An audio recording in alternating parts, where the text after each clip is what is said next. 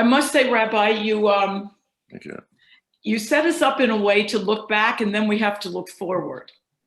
That is, so much of Christian thinking when it comes to the point of atonement certainly is, I think, heavily influenced by what was going on in first century thinking and liturgical practices.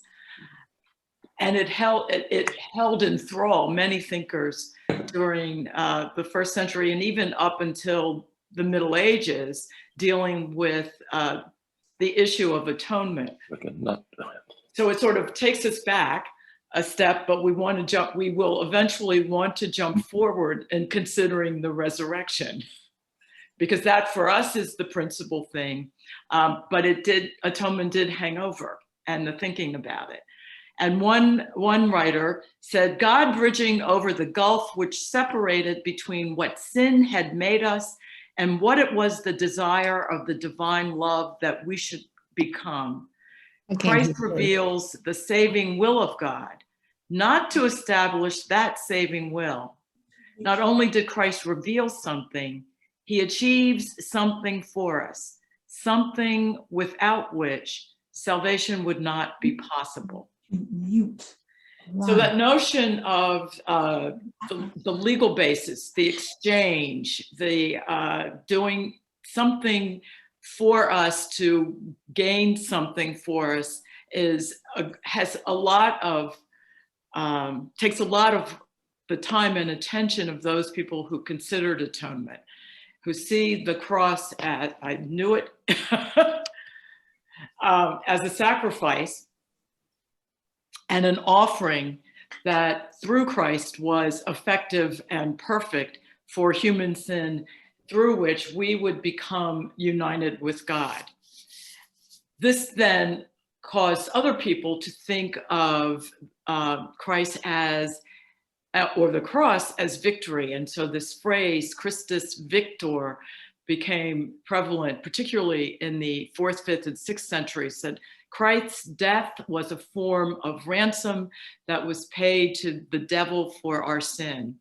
But the criticism of that is, can one speak of victory over death?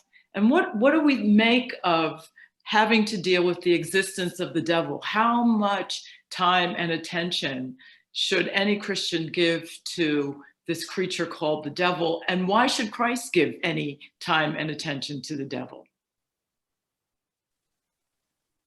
No comment. Okay. I know somebody has something to say about that. But then we also see the cross as acting as a very powerful symbol and reminder of the offering of forgiveness, and that redemption is grounded in and reflects God's righteousness, that God redeemed humanity in a way that is consistent with his divine quality of righteousness. So we were created in a state of original righteousness that was intended to bring us to a state of eternal blessedness. But achieving that was contingent upon our being obedient to God. And because of sin, we are unable to achieve that level of obedience, and that has frustrated God's purposes. So something has to happen to get rid of this offense that has come about because of human sin. We can't do it. God has what is needed to provide what we call the required satisfaction. And so this God-man, Jesus, has the ability as God and the obligation as a human being to make the satisfaction. That was Anselm's formulation of the cross act serving as a form of forgiveness. Sorry, we had another one to join us. And then finally, there is the cross as satisfaction. Aquinas takes this position that a proper satisfaction comes about when someone, in this case, Jesus, offers to God something which gives God great delight, greater than his hatred of the offenses that we have committed. And that was the greatness of Christ's love, the worth of his life that he laid down. Forgive me, Peter, for using that language from our sermon this morning, and the comprehensiveness of his suffering and the greatness of the sorrow that he took upon himself. All of this was to satisfy God for our sins and to obtain for us release from them. And because he and Christ alone, as God incarnate, made it possible that we would receive for ourselves a worth that we could not obtain for ourselves. So the cross then becomes a demonstration of God's love. In the 20th century, though, Karl Barth took great exception with these views of atonement, and posits that Christ is the judge who goes before God to represent us and takes away all this condemnation from us. So the cross exposed our delusions of self-sufficiency and whatever autonomy of judgment we thought we had. And we have to reckon with this wrongness, this misorientation of ourselves to God and to each other has to be acknowledged. So it is within the cross, in that place, that the righteous judge makes known his judgment of us and our sinfulness. And at the same time, Jesus takes that very judgment upon himself so that there would be a way through him that we could be reconciled with him to God and converted to God. So this is another way of viewing the cross as a demonstration of God's love for humanity. Easter, of course, is a whole other thing of offering us the reconciliation with God and of all creation through Christ. So any comments, questions? How do we now feel about atonement?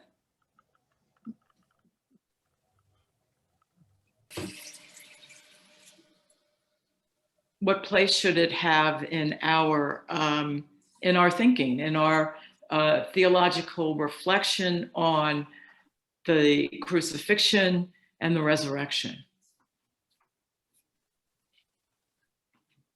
Joanne, isn't it a part of every service that we have with the our confession? I was going to get to that. Yes. Oh, okay. Yes, but that's okay. Go right ahead, because it brings up two things. One, it is a regular communal practice. It is also one in which, and this sort of differs from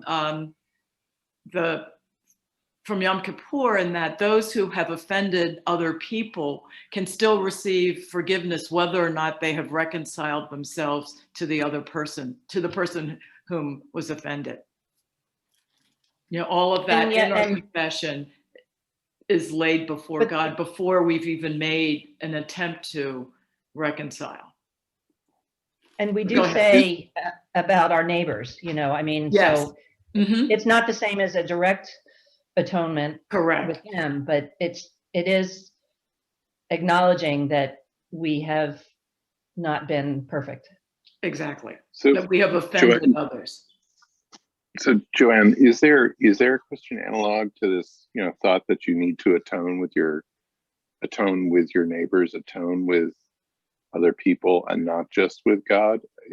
Am I, well, you know, sort of, we should love our neighbors, but I don't hear the words atone with and reconcile with it. We're offering our plea for forgiveness of how we've offended our neighbors.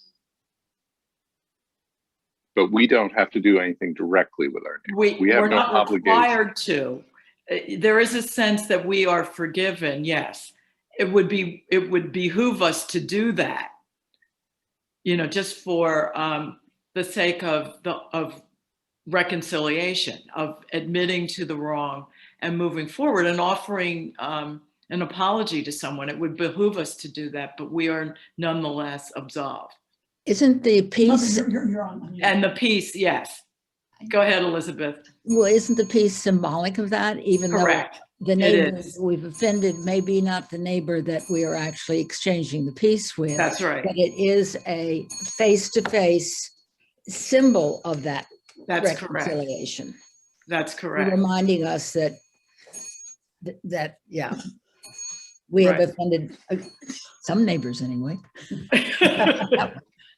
Yeah. Yeah, that's true.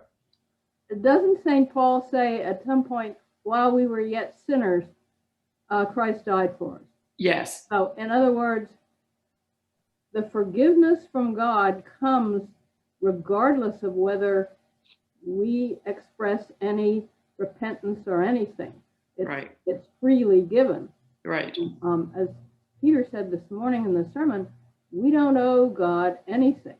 No, It's all given, but somehow it has to come out of our response that we then turn to our neighbors and express God's love. right, it should. And Even I though think it's an it- obligation, it's a response. correct. And for that reason, don't you think it's all the more beautiful because it is a response. It is freely given. And we have the opportunity to gift it to another as well as to receive it. That's the amazing grace. Correct. Yes. Yeah. Yeah. So that when you forgive someone face to face, you get to participate in that giftedness that has already been extended. But it seems like, in a sense, sort of giving your love to your neighbors versus reconciling your neighbors is a very different thing, and maybe requires more work on your part if you're going to do true reconciliation. If you're going to do true reconciliation, you somehow have to get to, I don't want to say get to some point of agreement, but get to some mutual view. And whereas if I just sort of give love, it's I don't want to say it's getting off easy, but it's certainly there's less specificity to a particular relationship at that point. It's just But more non-specific.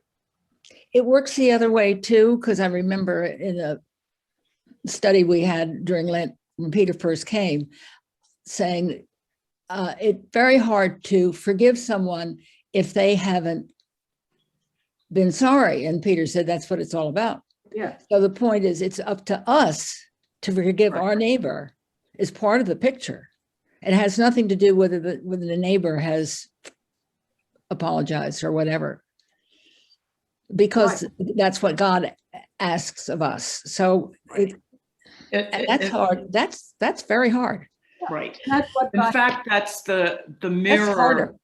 It's the mirror position that we may not have asked for God's forgiveness, but he has forgiven us. Right. Yeah. Right. But he's also forgiven the neighbor. Correct. But I was just making it a one-for-one exchange as opposed to speak to Gordon's point. Yeah, because that's very hard. Yeah, it is. It takes a big person. Yeah. With a lot of understanding.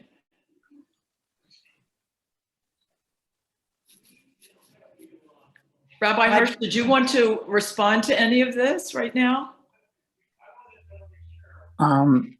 Thanks. I'm mostly just listening in on the conversation. If a specific question comes up, you or anyone else should feel free to ask. But I'm just sort of respectfully listening to people's experiences and understandings. Okay. Thank you. Thank you. I have folks standing outside of my office at the moment because they're getting a tour. So I was a little distracted. Let's consider some views of salvation from Paul's perspective, since the rabbi so nicely brought him up. And Paul talks about it in 4 different ways. He talks about adoption. There are many times in Romans and Corinthians that he sees faith in Jesus as a means of adoption into the family of God. Of course, Paul has a very expansive view of who can come to Christ. And so his point here is that believers share the same opportunity for inheritance as Christ, and they will also receive the same glory that Christ bestows on them. It does reflect a bit of that first century sense of legal rights, and one way of achieving a different status in life was to be adopted into another family. So he's very rooted in that, both as a Jew and having studied the law. Another way of salvation is through justification, that those who believe have already been justified by their faith, and that has changed their position, their standing, their status before God. He too subscribes to the notion of redemption, that the death of Christ secured those who believe a sense of freedom from slavery to the law or to death. And that finally, in salvation, one is delivered from the danger of captivity. He sees salvation as having, and this would be really important for us, as having past, present, and future dimensions, that it is timeless. It happens in this moment, it's happened before this moment, it will happen beyond this moment. So the cross has reverberations throughout all time, as does the resurrection.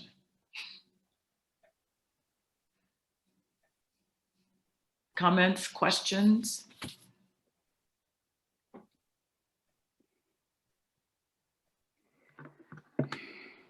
You all are so good. I must be so clear. This can't be happening. Well, you bring up the question of time, which enters into all of this, because we're talking about God's time and we tend to live in our time. Indeed, we do. And our time always puts a narrower focus on sin. Indeed. And what we've done to our neighbor or haven't done for our neighbor. Is another sin, isn't it? Wouldn't we love it if the hourglass ran on sin, and when the sand all ran out, we were done with it? But that the forgiveness would extend forever. Yeah, right. No. We are so capable through all of our life to be sinful. But we are also fortunate through all of our life to find forgiveness. Yes. Would that be a passport to not really being sorry? So we want the hourglass to work both ways. Ever running. Right. Yeah. Well, your notion of time there, Joanne, is interesting in that the forgiveness granted by God, given by God, is always there. And yet we always need to ask for it. In other words, it isn't a one-time response. Just because we know it's there, we don't need to continue to ask for it, because of course we're always in need of it. We need it. And yet on the other hand, it's there. So it's it's really an interesting dynamic. If we forget that we are sinners, I guess that we're forgetting to offer that response to God, to ask for forgiveness. So our faith has to be active, right, to keep that dialogue and that dynamic going. And don't you find that the asking for it is a necessary corrective? Yes. That yes. You could easily take it for granted, and yet you are brought up short.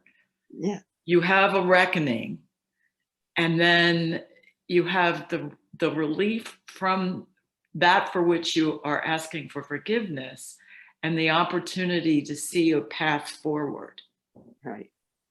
And it's through prayers, through litany, through faith that we're continually reminded that we need to keep asking for what is there, for what is given. And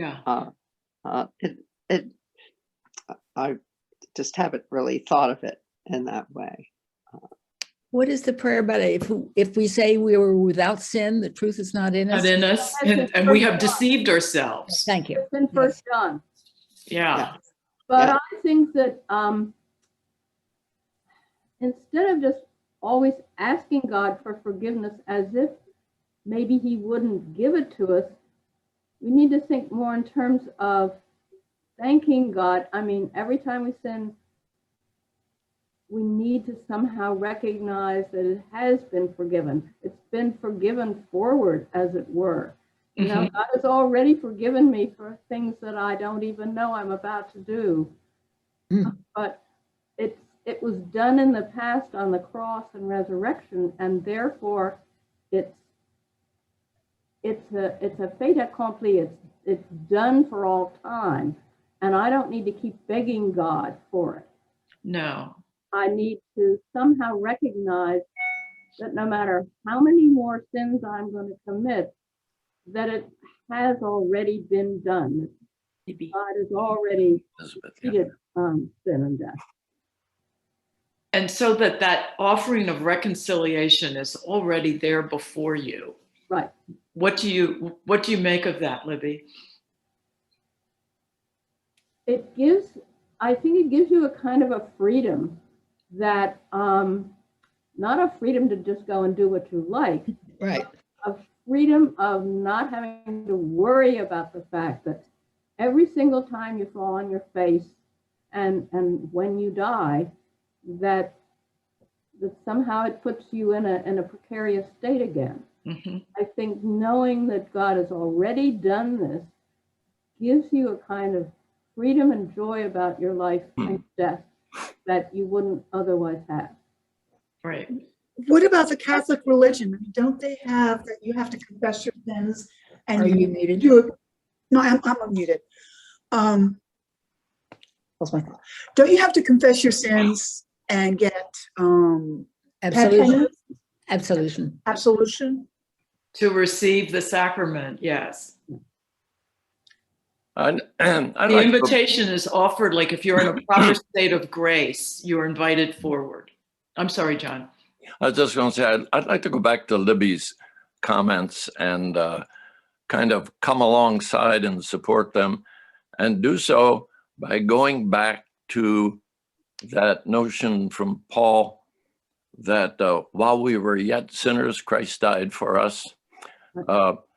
That's in Romans chapter 5, and you can all go back and read the whole thing. But the notion of God's forgiveness there and the death of Christ kind of has as its broadest framework, the framework that we're all kind of working within, but yet nobody has named it yet. And that is, it's the framework that God is the final judge, and we all stand before him at the final judgment. That's the Pauline framework, and that's the biblical framework. Okay. Now, the discussion here seems to be coming from the question, is our confession adequate? Do we confess often enough, or or sincerely enough or whatever to get us out of the trouble that we're in. And Romans 5 comes at it from the other standpoint, and that is that the death of Christ is adequate. Okay, and the notion there is that when Paul says, while we were yet sinners, Christ died for us, what he's getting at is this. Okay, so we're reconciled to God now. All right. Well, can I say that that's going to work for the final judgment? And Paul is saying that God has already done the impossible thing. And that is that while we were enemies, while we were yet sinners, while we were far from God, he acted out of his love. And if he's done that, do you think he's going to drop the ball when it comes to Christ standing up for us at the final judgment? So, and that gives us the kind of freedom that I think Libby has in mind about, you know, if we're going to get navel gazing all the time as to whether or not we can possibly stand before God, that is not the freedom that Christ calls us into. He calls us into a freedom that says that my sacrifice has been an adequate atonement.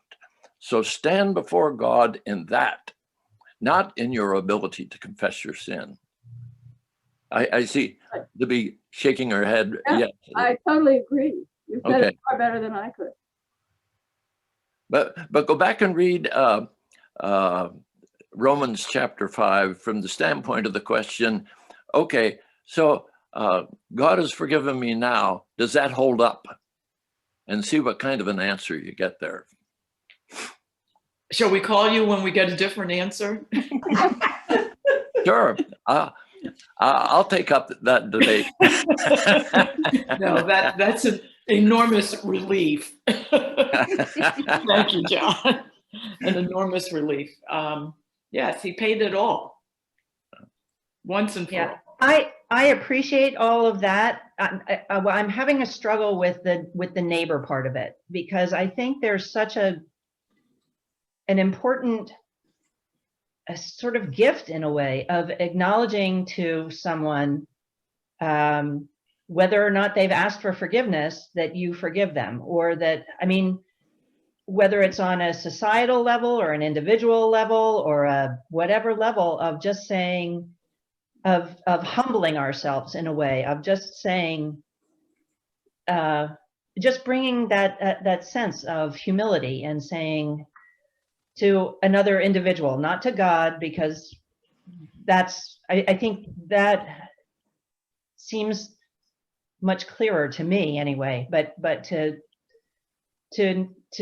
especially when I know it, for me, so I'll make this about me, when I know it and I have either felt wronged or I know that I have wronged somebody, and to say, I gotta tell you, whether that's settled or not, I am so sorry, or whatever. I mean, that's on a completely different level, but I think it's still a part of the conversation, particularly with Yom Kippur. It just happens differently. Yes. Yeah, it happens differently. I would think that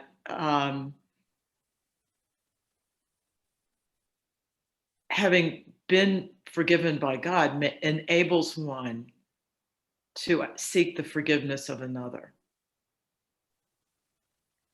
I think another piece of it is, go back to Joanne's question after she went through all the kind of views of atonement, and some the way she put it, opened up discussion was by saying, what do you feel about atonement? Okay. And the notion of, atonement, and our discussion is all about language. We try to understand it, and we use the language of the sacrifice, or we use the language of human relations that are broken up, or we use the language of the court or something like that to try to understand. But what do we feel about atonement? And that raises another question, and that is, what do we feel about sin? You know, is sin just a word that we ignore? And ultimately, it's going to bring us back to the question, what do we feel about God? That's where Mary's concern comes in, I think, where there is in us this kind of gut sense that our estranged relationship with our neighbor is something that we've got to deal with. And maybe the two are linked together, well, for two reasons. One is that this business of relationships, both with God and with neighbor, is not a trivial thing. No. We can't say, okay, God, forgive me, and then let it go at that and go, you know, forgiveness, it's easier to get forgiveness than permission. That's the old phrase, you know. And then the other thing is that when we're when we're wrestling with the issue of forgiveness with God, do we really confront the fact that there might be something called sin that is messing up that relationship? And we can be aware of something that messes up our relationship with our neighbor. I think Gordon was getting at this when he said that reconciliation with the neighbor is hard because, you know, you have to name the thing that is separating you. Right. All right. And take responsibility. Exactly. And then you can start getting it sorted out and forgive. And it's the same way with the relationship with God. And I think those are some of the issues that are linking the various pieces of this discussion into a whole way. There's somewhere in St. Paul, and somebody has to tell me where, about how if you want to make an offering to God, first of all, you have to go and be reconciled to your neighbor. And then you can come to God. And I've forgotten exactly how it goes. So John or somebody has to. I think it's if you would bring your offering to the altar and yet have offended your neighbor, leave your offering, go reconcile yourself with your neighbor, and then make your offering to God. And make your offering, right. And I will tell you from a real life situation, I got into an argument with a woman at my church, former parish, right before church. And that was the I think that was that might have been the offertory sentence. And in that moment, I walked over to her and asked her forgiveness before I went any further in the service. And she forgave me. And she knew exactly what it was. Wow. She knew exactly what it was that I was coming to her about. Wow. And it made it possible to then to be reconciled to her, to God, and within that community, because I was at odds with it too. Well, and that's kind of the feeling that I'm feeling right now, is that idea of there's so many things to be reconciled in this world today, and whether it's just with a neighbor being an individual person, or a neighbor being another community or another country, or, you know, whatever it might be. But I think part of it is, at the very least, to have that moment of reflection, to think about, have I sinned against a neighbor, or have I not forgiven somebody who needs it, but I think it's kind of living out the feeling of reconciliation. Yeah. And given what we have just lived through in this pandemic of being more absent from people than present to them usually, I think it's going to have both a beneficial effect on how we approach forgiveness and sinfulness and reconciliation. And it's also been disruptive. It's sort of hard. We're out of practice in very difficult behavior. We haven't had to reckon with as many consequences of what we've done as we ordinarily would when we're much more open in our interactions. Open in the sense of seeing more people, and open in being honest and upfront. I think what you just say here brings up the other part of sin that we are reminded of in the liturgy, sins of omission, of things not done, as well as things done. And those are often less specific, not always having to do with a neighbor, but can weigh quite heavily on one. So amen to that. Yeah.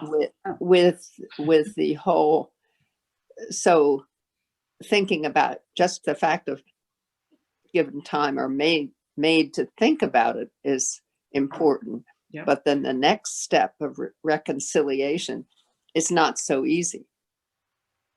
How many of you remember the confession from the 1928 prayer book? Because Martha, what you've said refers more to it than the confession we use now. Things done and left undone. Yeah. Yeah. In thought, word, and deed. Indeed, against thy divine majesty. Right. I was certainly confirmed under the earlier prayer book, I am sure. Yeah. That was a heavy duty confession. Yeah. Anyway, it's another point. Exactly. Yeah. Your whole framework here.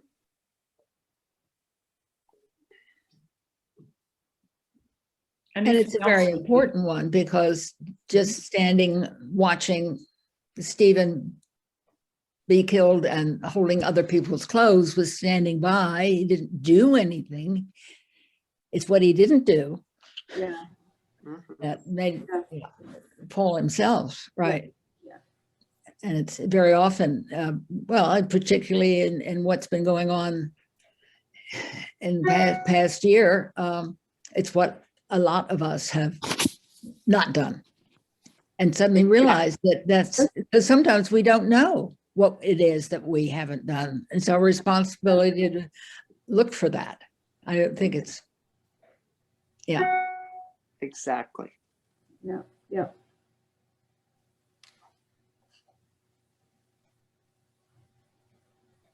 So in our last little bit of time, I certainly wanted to talk about, memory, and that, or memorializing things. And there is a Greek word that's particularly applicable to our liturgical practices that I always mispronounce, anamnesis. And it's the liturgical statement in which the church refers to the memorial character of the Eucharist, the Passion, the resurrection, and the ascension of Christ. And in our daily, weekly coming together in the Eucharist, we do remember all of those things in the prayers, in the celebration of the Thanksgiving. All of it is put before us, and we participate in that. And so we are constantly remembering in our liturgy those particular actions on our behalf. But it's more than just recollection. Correct. Somehow I'm making present. And I think that Rabbi Hirsch talked about this last week, about how the Passover is happening for the community in that moment as it's brought into the present. And I think for us, the resurrection is now, at the moment when we receive the bread and wine. This is Christ being raised right now. This is the risen Christ there in the actual sacrament. So it is not just that we're sort of looking back and thinking that this is a nice thing to think about. It's a present reality that we participate in. Right. And then he made another point about the freedom. And I think that's more important for us in the resurrection, and it's different for us. I think for what my understanding at least is of the Passover meal and reenacting freedom from slavery and the domination of the Egyptians, it's also God moving in history to reform them and make them a new people. And we have a same sense of that in the resurrection, of a total reordering of life, creation, us to God and us to one another. And our identity comes from the risen Christ. That's the one in whom we believe. Right. So our freedom is certainly beyond a political establishment, a status as enslaved people, or even sinful people. We are made new and whole. And that's part of Paul's preaching too. Yeah. I preach Christ crucified. I preached Christ and him crucified. Yeah, right. Thank you. Yeah.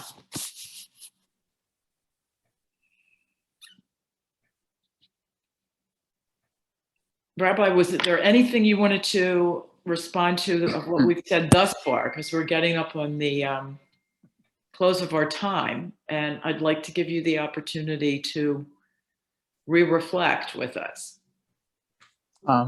Thanks. I just want to express my appreciation for the opportunity to listen in. It's a really fascinating conversation of both church teaching and personal experience and witnessing. There's so many things that could be added to the conversation. I think the thing that would be helpful, just by way of information, not so much compare and contrast, but just respecting the sense of difference within similarities of our two traditions, that Jewish tradition comes at the question of sin more categorically. And so, there's basically three refractions of this, one of which I shared with you on the source sheet last week, the transgressions between one person and another that we referred to, or someone, I think Gordon might have referred to earlier on. The transgressions between us and God. And there's the slightly lesser known category of transgressions between one and oneself.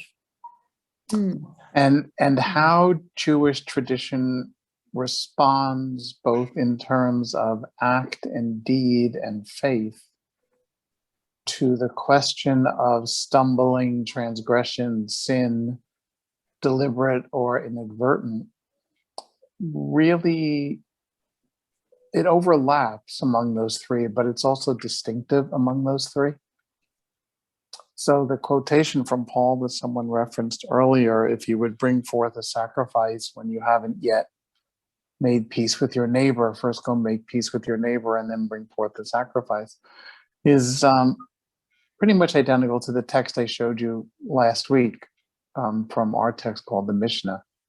Right? Like Rosh Hashanah is first, you have to do this, and then otherwise Yom Kippur doesn't do that. So, insofar as Jewish tradition tends to translate into application less so than into faith, the behaviors that go with the attitudes, the way that we do these things is slightly different. The other thing I wanted to just add quickly, because it gets complicated, is that Jewish tradition has again a categorization of the big categories. So we have one word for atonement, but we have a different word for apology. We have a different word for pardon. And all of that gets wrapped up in the big word I shared last week called teshuvah, which is actually not so much an act as it's an attitude or a posture of being in the world. Teshuvah is really much more of a verb than a noun. And it comes from a Hebrew verb whose root means to turn in the direction of. And so in the big question of sin, whether it's against another person or against God or against oneself, the imperative is to right your direction, to correct your direction and head in the direction you ought to be going. And then the application of that is what needs to be done in the moment. And that could be apology or forgiveness or pardon or reconciliation. At the end of the day, I think both of our traditions share the concern that atonement and grace is susceptible to slipping into magic, that it's automatic as opposed to gifted or earned or deserved. And I think that's what Paul struggles against in a lot of his letters. That's what Jewish tradition struggles against. The basic idea that if you think everything's okay, and now you can go out and do whatever you want because as far as God's concerned, you're already forgiven in advance. That's missing the message. and that's always the temptation of the gift of atonement, forgiveness, grace, and reconciliation. It is to mistake the behavior that we ought to mirror in response to the gifts that God gives around these very important spiritual issues. That our behavior in some ways ought to show our appreciation for the gift of atonement and forgiveness and reconciliation and life, and not disparage it by disregarding it and returning to inappropriate behavior.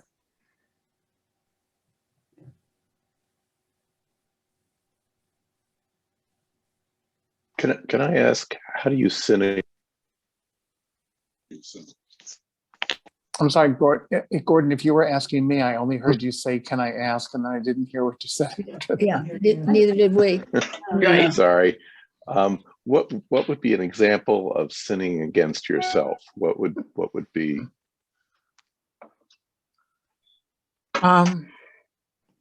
It could go, and I'm asking Reverend Jones, I don't mean to take up too much time here, so you should keep me on the clock and say, thanks, we just wanted a brief comment from you.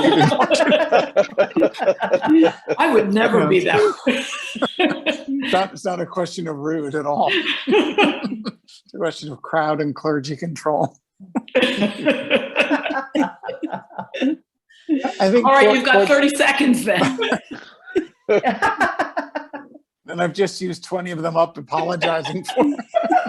No, I'm turning towards graciousness. Thank you. Yeah, it's a longer conversation, but it would fall into, I think, two categories. One is self-disparagement. I am not worthy of what God offers, or I'm not worthy. Let's assume, Gordon, I've offended you, and you say, I forgive you, and I just live with shame for the rest of my life because I don't feel like I deserve your forgiveness. In psychology, it's the discussion of the distinction between shame and guilt, which would take us far afield, but I leave that to your clergy to share that out. I think the other, and again, remember, these are overlapping. They're never hard divisions. They're dotted lines between them. Could be in things like addictions or self-abuse, things that we do to harm our souls or our bodies. And the reason I'm saying there's dotted lines here is that those often overlap. And hurt people with whom we live, right? Partners, parents, children, whatever it might be. So, and I don't want to get into the complicated question of how, addictions is, perhaps more of a health issue than a moral one, because that's another conversation for your clergy to take you through, at a different time. But I think it's essentially, Gordon, especially in Jewish mystical tradition, it's understood as not seeing the potential within people to accomplish, and in general Jewish tradition, not the mystical part, I would say it's the forgetting of what we learn in the beginning of Genesis, that all human beings are made in the divine image. So whenever you treat yourself in a way that forgets that we're made in the divine image, that would be a pretty good indicator of transgression against oneself. Mm. Good. But thanks for your question. Thank you. Anything else for the good of the order? Questions, concerns, homework? I just had a thought, Rabbi, as you were talking, and something that we've talked about a lot Peter talks about it a lot, is just to remember the gifts that we have from God, and to step back and remind to me, that's the biggest way to kind of catch your breath and say, how can I atone or whatever, is by remembering the gifts that I've been given. Yeah, I'll ask Reverend Jones. Do you want to give me 30 more seconds? Sure, go for it. So I think, Mary, your comment is something that's really helpful. I just wanted to mention this to you because I'm always at pains to explain this to members of synagogues where I've worked. That in Jewish tradition, the blessings we do, for example, before eating or over food, aside from the fact that they're categorized into, depending upon what food you're eating, what's the blessing you have to offer, but that's like traditional Jewish stuff, right? It is never, and we have to tell this to Jews all the time, we don't bless wine, we don't bless bread, we don't bless food. We bless God for the gift of those. And if you actually look at the Hebrew blessings for those things, like for bread, our blessing is, praised are you, Lord our God, ruler of the universe, who brings forth bread from the earth. There's nothing there that says this bread is blessed, right? It's God that's blessed, and that's the remembering of the gifts. That's lovely. Mm-hmm. Well, which is fairly similar in our Eucharist. We give I was thanks going for to say that. Yeah. It's a prayer of thanksgiving, essentially. Yes. Yeah. Yes. Yeah.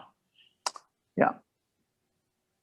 That's why people, very often think the food that is kosher food is food that's been blessed by a rabbi, which it's not. It's got nothing to do with whether it's blessed. It has to do with how it's prepared as halal food in the Muslim tradition, which you can talk about with your guests in a week or so. It's the same way. But, in a way, one of my teachers, Rabbi Larry Hoffman, talks about these short blessings we say before we partake of various things as permissions. So when we say the blessing over bread, it's a form of permission that God's like, it's recognizing that it's not out of us ultimately, it's out of the gift, and we're permitted to partake of it. And that's what we acknowledge with gratitude and thankfulness. Right. Yeah, that's true. And one of the thanks that most kids learn, God is great and God is good, and we thank him for his food. By his hand must all be fed. Give us our daily bread. Yeah, and exactly. Yeah. The first grace, I guess most kids learn. Yeah, right. I hope. I'm dating myself, I'm sure. All right, friends, anything else? We're almost at the conclusion of our time. We thank you, Rabbi Hirsch, for returning to be with us. Yes. Yes. I appreciate that you let me sit in. I was very interested to hear the follow-up. So thank you. Well, thank you. Thank you. You sent us into deep but necessary waters. Yeah, yeah. And thank you, Joanne. Oh, Yes, a pleasure. thank you. A pleasure. Thank you, Joanne. Thank you Thank for you, coming. Joanne. Thank you I both. It was pray a you all wonderful will have a good session. week, Thank you. Yeah. and I'll see you next week, Yeah. if not before. Right. All right. Joanne and everyone. Bye. Yes. Take Bye, care, everybody. everyone. Bye, everybody. Thank you. Goodbye. Thank you.